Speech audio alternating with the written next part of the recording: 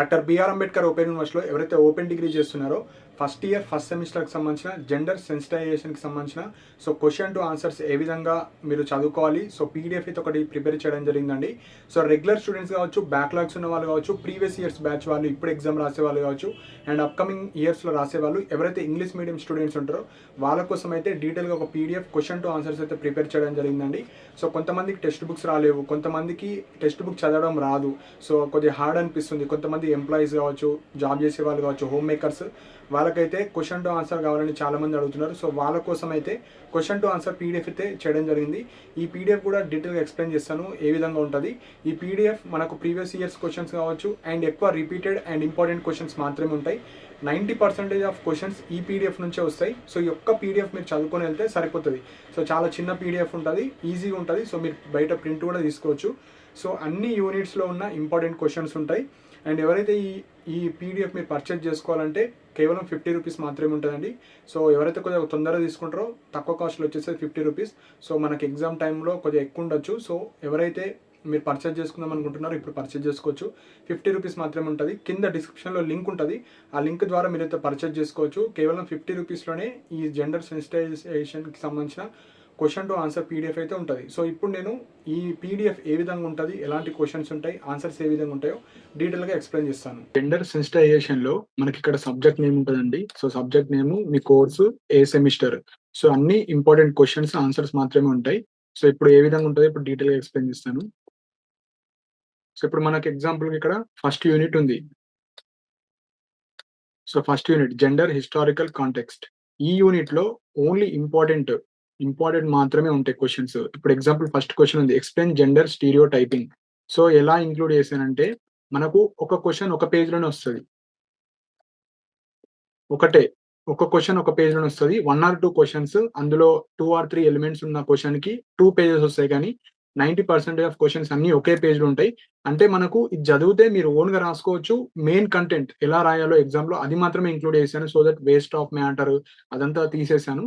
ఇప్పుడు ఇక్కడ డెఫినేషన్ వస్తుంది, ఎగ్జాంపుల్స్ వస్తాయి. నెక్స్ట్ ఇక్కడ sources of gender stereo typing. ఇందులో కూడా ఇది మొత్తం గుర్తుపెట్టుకోవాల్సిన అవసరం లేదు. జస్ట్ అండర్స్టాండ్ చేసుకోండి సోర్సెస్ అంటే ఏంది, టైప్స్. ఈ 3 ఎలిమెంట్స్ మీరు లాంగ్ క్వశ్చన్ వస్తే ఇదంతా రాస్తే సరిపోతుంది. కొద్దిగా ఎలాబరేట్ చేయాలి అంతే. ఇక్కడ బుల్లెట్ పాయింట్స్ లాగా అన్ని ఇచ్చాను. దట్ మీకు ఈజీగా అర్థమవుతుంది. ఇప్పుడు ఎగ్జాంపుల్ సెకండ్ క్వశ్చన్ ఉంది. Example explain gender equality and gender equity. First gender equality అంటే ఏందో రాయాలి, దాని డెఫినేషన్. ఎగ్జాంపుల్స్ రాయాలి. Next definition of equity. Equity అంటే ఏందో మీరు డెఫినేషన్ రాయాలి, డెఫినేషన్ చదువుకోవాలి. Example of gender equity. Importance ఏముంటది, అది ఒక పేజ్. చిన్నగా మనకి ఈజీగా అండర్స్టాండ్ అయ్యే విధంగా రాశాను. దట్ మీకు ఈజీగా అర్థమైపోతుంది ఎగ్జామ్ రాసేటప్పుడు. ఏవైతే కొద్దిగా పెద్దగా ఉంటాయో, ఇప్పుడు ఎగ్జాంపుల్ ఇందులో 2 క్వశ్చన్స్ ఉంటాయి. Role of women in ancient period కావచ్చు, role of women in medieval period. ఈ రెండిట్లో ఏదో ఒకటి అడగొచ్చు క్వశ్చన్ మనకు ఎగ్జామ్ లో. ఆ విధంగా ఇట్లా పెద్ద పెద్దవి నేను సపరేట్ గా చేశాను. మిగతా అన్ని మనకు 1 పేజ్ మాత్రమే ఉంటాయి. టోటల్ గా మనకి ఎన్ని పేజెస్ ఉంటాయంటే ఇక్కడ కేవలం 39 పేజెస్ మాత్రమే ఉంటాయి. అంటే మీరు ప్రింట్ తీపిస్తే ఒక పేజ్ లో 2 వస్తాయి. అంటే అప్రాక్సిమేట్లీ 20 పేజెస్. 20 పేజెస్ లోనే మీకు కంప్లీట్ ఈ జెండర్ సెన్సిటైజేషన్ కి సంబంధించిన బుక్ వచ్చేస్తుంది. Book means question to answers. అన్ని ఇప్పుడు ఎగ్జాంపుల్ థర్డ్ చాప్టర్ ఉంది, gender and work. First question explain, మనకి ఇక్కడ చూపిస్తాను. Explain organised and unorganised sector in the view of men and women. ఇందులో write about unorganised and organised sector in women and men and women. ఎట్లా అని అడగొచ్చు question. మీరు ఈ main point ఒకటి గుర్తుపెట్టుకొని దాని ఆన్సర్ ఎట్లా రాయాలో తెలిస్తే సరిపోతుంది. వాళ్ళు ఎట్లా అడగని క్వశ్చన్, మనకు కాన్సెప్ట్ తెలిస్తే సరిపోతుంది. ఇక్కడ ఆర్గనైజ్డ్ సెక్టర్ అంటే డెఫినేషన్ ఏంది, జెండర్ డిస్ట్రిబ్యూషన్, మెన్స్ కి ఉమెన్స్ కి ఎట్లా డివిజన్ ఆఫ్ వర్క్ ఎట్లా జరుగుతుంది. ఆ విధంగా ప్రతిదీ నేను ఎక్స్ప్లెయిన్ చేస్తాను ఇందులో. ఆ క్వశ్చన్ ఒక పేజ్ ఒక question. Next explain gender division of labour, definition, దాంట్లో ఏమేమి పాయింట్స్ వస్తాయి అన్ని ఎక్స్ప్లెయిన్ చేస్తాను. ఇలా ప్రతి యూనిట్ లో ఉండే క్వశ్చన్స్ అన్ని ఎక్స్ప్లెయిన్ చేశాను. ఇది ఒక్కటి చదువుకుంటే సరిపోతుందండి, మీకు బై మార్క్స్ అయితే వస్తాయి. ఇందులో కూడా మీరు కొన్ని స్కిప్ చేసుకోవచ్చు. హాఫ్ ఆఫ్ ద యూనిట్స్ చదువుకొని వెళ్ళినా సరిపోతుంది. ప్రాపర్ గా డిజైన్ చేసి పెట్టాను. ఎవరైతే 1 వీక్ లో చదివి నేను పాస్ అవుతా అనుకున్న వాళ్ళకైతే చాలా యూస్ఫుల్ అవుతుంది. అండ్ కొద్దిగా ఎక్కువ మార్క్స్ స్కోరింగ్ తెచ్చుకున్న వాళ్ళకి కూడా ఇది యూస్ఫుల్ అవుతుంది. ఎగ్జాంపుల్ ఇక్కడ యూనిట్ 7 హ్యూమన్ రైట్స్ ఉంది. Explain human rights and evolution. So, దాని డెఫినిషన్, టైప్స్ ఏముంటాయి? So, evolution of human rights. So, ఇలా ఒక పేజ్‌లోనే అయిపోతది. ఇది ఒక్కటి చదువుకొని మీరిది గుర్తుపెట్టుకొని కొద్దిగా ఎలాబొరేట్ చేస్తూ రాస్తే సరిపోతది. Main points. సో, మనం షార్ట్ నోట్స్ రాసుకుంటాం గదా! సో, ఆ విధంగా. సో, ఈ విధంగా ఇప్పుడు ఎగ్జాంపుల్ ఇది ఇంపార్టెంట్. మనకు యూనిట్ 8లో ఎక్స్‌ప్లెయిన్ అబౌట్ ఎల్‌జీబీటీ మూవ్‌మెంట్ అంటారు. ఎల్‌జీబీటీ మూవ్‌మెంట్ అంటారు. సో, ఫస్ట్ ఎల్‌జీబీటీ అంటే ఏంది?